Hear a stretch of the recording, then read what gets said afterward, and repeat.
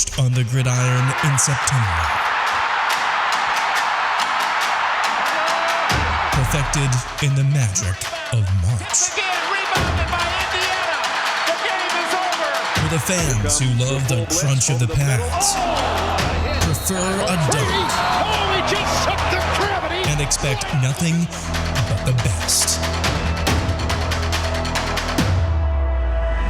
It's Bigger Ten. Here's Steve Dace.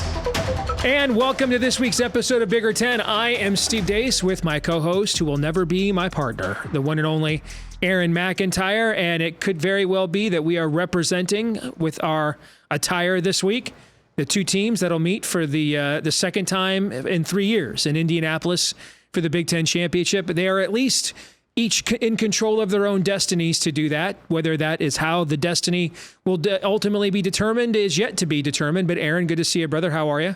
Doing all right. Wouldn't it be the most Big Ten West thing, though, for one team with 2 weeks to be in complete control of their own destiny? All they need is one out of the two games and then vomit all over themselves, and like Nebraska makes it. I was going to say, didn't this happen to Iowa last year? Yeah, it was a little bit different circumstances. It was the last week of the season. They vomited all over themselves, but, 1 week difference. What's that between friends or Indeed. foes? Well, it's tough. It's hard to believe we are heading into the penultimate week of Big Ten football, if you can believe that. Yeah. The season, we say this every year, goes by like that. Let's get to it with our Big Five on Bigger Ten. So the intelligentsia of college football has been waiting all year for Michigan to play somebody. The Wolverines finally did, going on the road without Jim Harbaugh, winning at Penn State, then the number 10 team in the country. In a game, by the way, if you're into such things, statistically looks an awful lot like the game that Ohio State and Penn State played in Columbus against each other about a month ago. But Michigan was asked to make a statement against a team that could actually hit back, and Aaron, it did. It's not just the Michigan game. I mean, at points during the Indiana game, certainly it's at a lot of points in the Ohio State game. Penn State's offense sometimes looks Iowa-esque. They're just stuck in the mud sometimes. And aside from, one drive, I think it was a little bit before the half, and then one drive at the end of the game. Thank you for going for two, by the way, James Franklin. Won me some money on that with that decision and not making it. I don't know what you do if you're Penn State. It's clear they need some help on the outside, but it's also like, could we be a little bit more creative with our stable of running backs too? Because you have some good running backs. Could you be a little bit more creative? But having said all of that, America's team, Michigan, goes into Happy Valley with all of the doubters and the haters and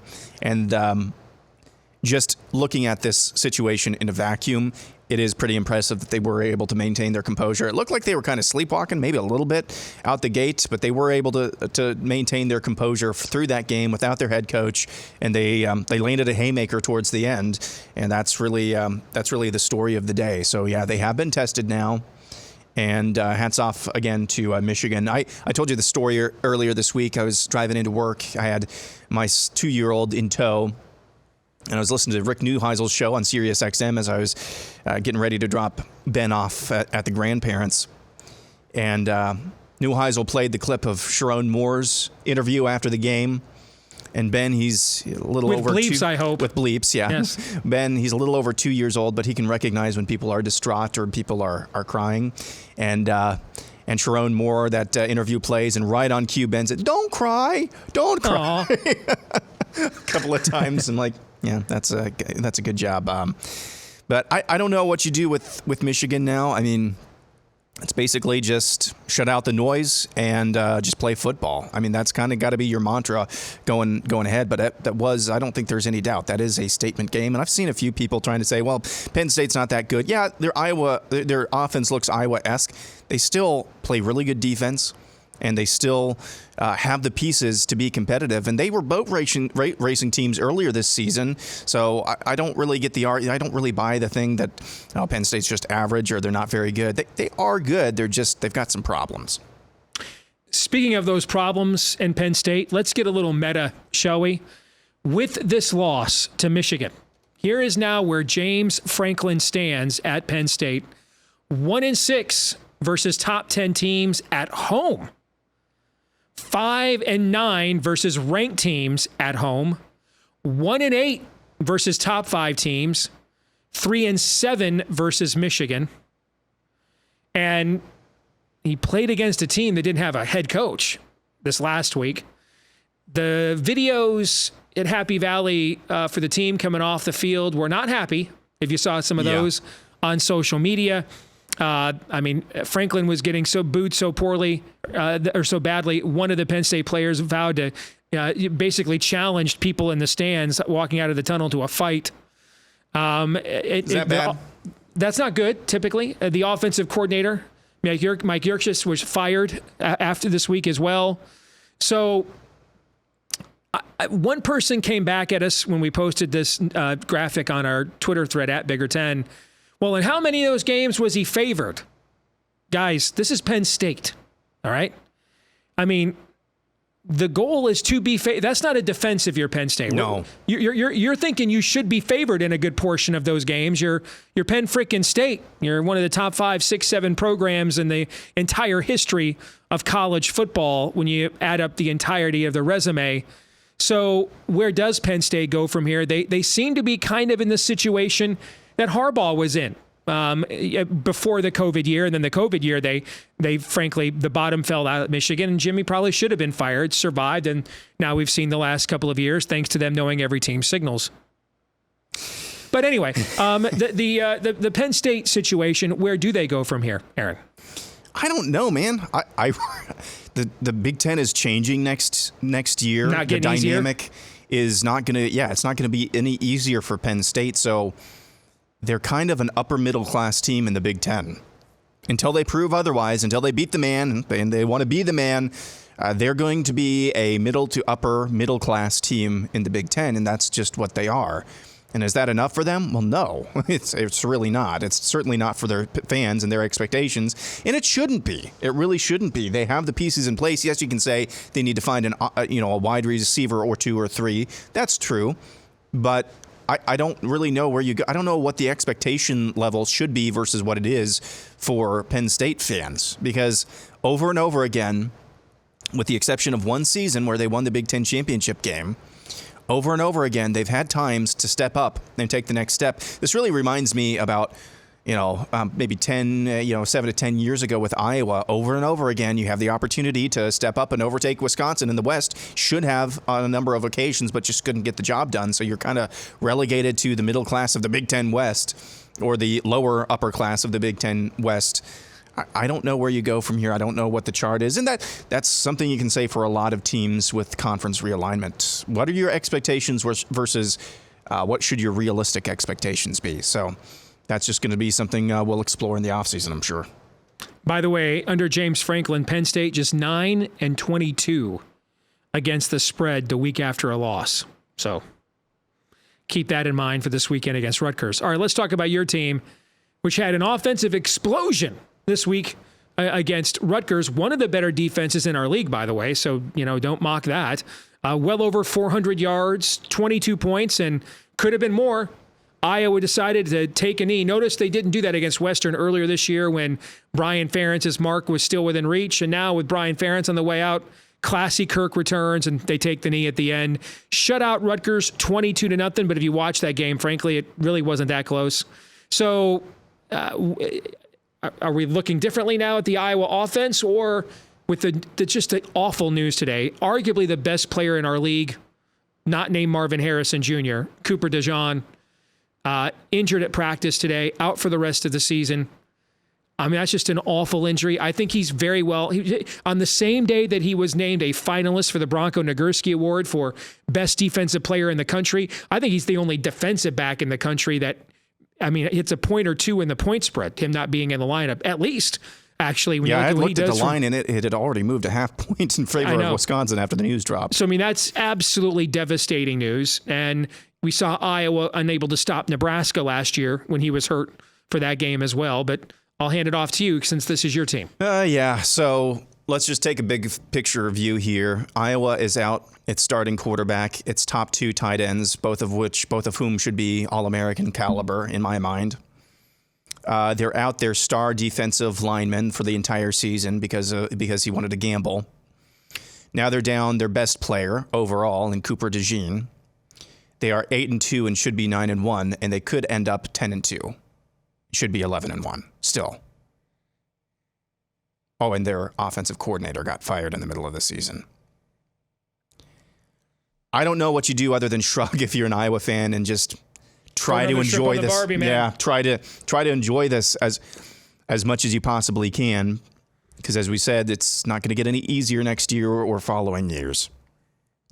So, as an Iowa fan, listening to that game on the way home from Kansas on Saturday, it was just like a fat kid sitting on a skinny kid in the fourth quarter, just completely drained the life out of Rutgers there.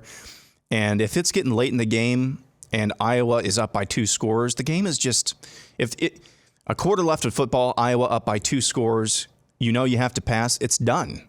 You just know you're done at that point. Mm-hmm. And that's kind of what we saw on Saturday. So even without Cooper DeJean, they should win the next 2 games. Nebraska's offense is putrid.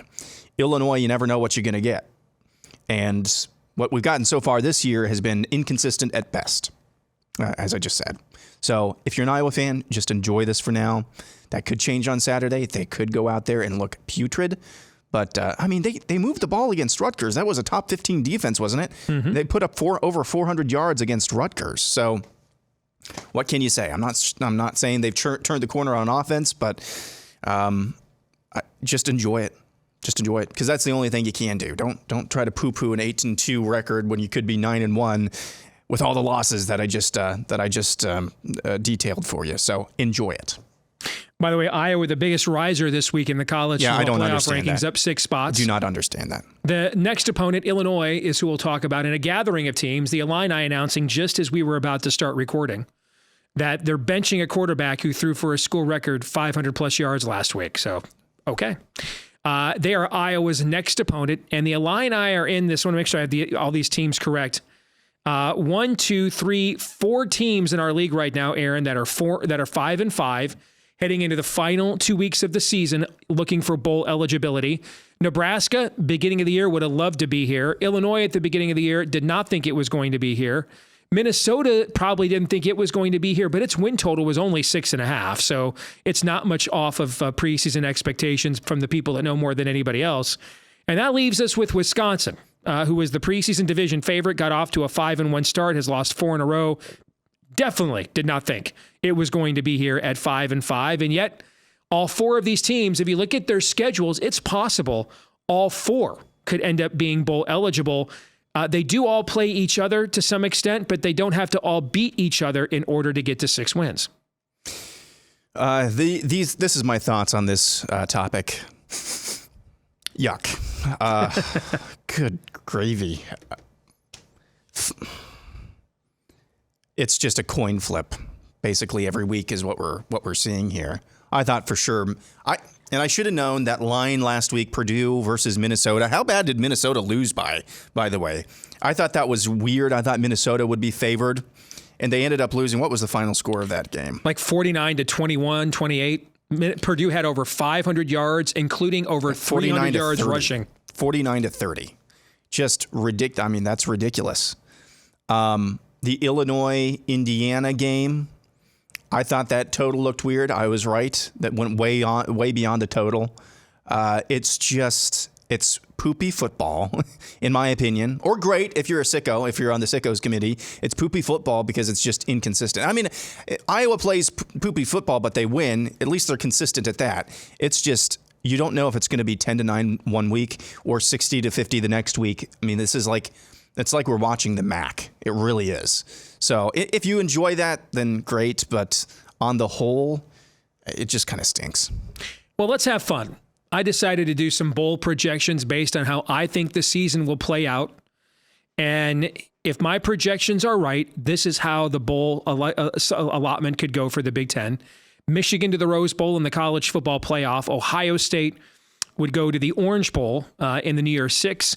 Penn State would just sneak into the New Year's Six, likely in the Peach Bowl. Iowa back to the Citrus Bowl again. The ReliaQuest, or the artist formerly known as the Outback, is where the Badgers would go. Vegas would get Nebraska in its first bowl game since 2016, and I think the entire state of Nebraska would empty out for that. Yep. Illinois to the Music City Bowl in Nashville. The Pinstripe Bowl gets the home team there in Rutgers. Guaranteed rate in Arizona, Maryland, and Minnesota goes to Detroit, and you'd still have Northwestern as an at-large, but with Nebraska, Illinois, Rutgers, Maryland, Minnesota, Northwestern, all at 6 wins in my scenario, a lot of those allotments could get switched and flipped around. I just think if the Vegas Bowl of all those teams, if it's taken Nebraska, I think from a travel standpoint. But other than that, I mean, I think you could literally, and I think the Pinstripe would love to have Rutgers for obvious reasons. Other than those couple, I could see those scenarios going in a lot of different directions. So I don't think it's possible for Nebraska, Minnesota, and Northwestern to all, maybe it is, all end up with 5 wins, even if that were possible. All with 6 wins? All end up with just 5 wins. Oh, so with just Nebraska 5. Losing its final 2, Minnesota losing its final 2, Northwestern. Yep. They could still all be going polling. I don't know if you saw this last week. I think it was on CBS Sports. They were talking, now this was last week, so this may have changed. There are, 81 bowls? Or maybe 81 slots. 81 slots. 81 slots for bowls. Yeah. And barely 60 had been filled. Yeah.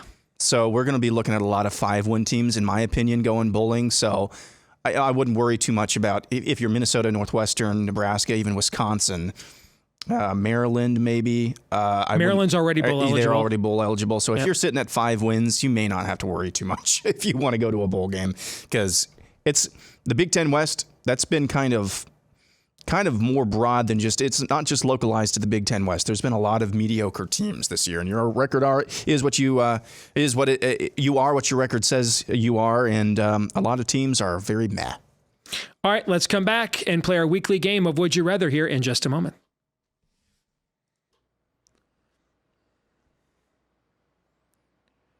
All right, Aaron, time to play Would You Rather. I'll start with you, I should say. Would you rather have hired David Braun to be the permanent head coach at Northwestern, which was just announced just as we were starting to record this episode, or would you have preferred that they conducted a coaching search if you were the Northwestern AD? Oh, hire David Braun. I don't think there's a price tag on what he did this year. He saved that program. That's what he did. We were talking about all-time levels of cratering as a program. Yep. I broached the topic of Northwestern might be the first casualty, and hey, what are you doing for us in this big money era where we're just moving towards the biggest brands, no matter what, tradition be damned. I broached that earlier this season, and he really did save that program at least for another year or so. So hire David Braun. I think that was a no-brainer. Straight up, it's one of the best coaching jobs in this league I have ever seen. Yep. Ever. Next, would you rather be James Franklin or the next offensive coordinator at Iowa? I'd rather be, that's a great question, but given the guaranteed money on James Franklin, which is darn near Jimbo Fisher territory, although I'm guessing he might have an offset and Jimbo doesn't, but with that buyout, I'd absolutely rather be James Franklin. You bet. For you, would you rather Jim Harbaugh goes to the NFL now so you can promote Sharon Moore while you still have him, or keep Harbaugh as long as you can, not knowing how long that will be if you were the Michigan AD? I think you keep Harbaugh as long as you possibly can. I'm still not sold on what we've seen from Sharon Moore so far this year, so keep Jim Harbaugh. I mean, you've had your most successful seasons in, the last 15 to 20 years, the past couple of seasons. You don't want to just get rid of that. You want to hold on to that as long as you possibly can. And yeah, I believe the year before last, that was more of a player-led type of resurgence. But now we're seeing the consistency. Now we're in year 3 of probably 3 straight. You're going to three-peat in the Big Ten. You keep that guy as much as you can, because the consistency is where the coaching comes in. If it's a one-off, you can attribute that to the players having a little bit of a revival, but the consistency is where the coaching comes in, and I think that's all on Harbaugh. It kind of depends on who you think Sharon Moore is. This is the Kyle Shanahan, Sean... who's the Rams coach? McVay. Yeah. So you've got Mike Shanahan there, but you got Kyle Shanahan and Sean McVay on the staff. Do you let Mike Shanahan go? Now, I think Harbaugh's a lot better coach, but it's a similar scenario for sure. Yeah. Final one is for you. Would you rather take Penn State minus 20.5 against Rutgers this week or Nebraska plus 4.5 at Wisconsin? Well, funny, I didn't know this question was coming when I threw out that little nugget earlier. Penn State under James Franklin, 9-22 ATS, coming off a loss. Wow. Complete dream crusher scenario. You did the whole, we still got to the Rose Bowl. You did that last year thing. And last year's team, remember, was coming off a disappointing year and was exceeding expectations. This was supposed to be their year to take that next step. Rutgers plays very good defense. Greg Schiano always takes that game very seriously with his, previous ties to Penn State.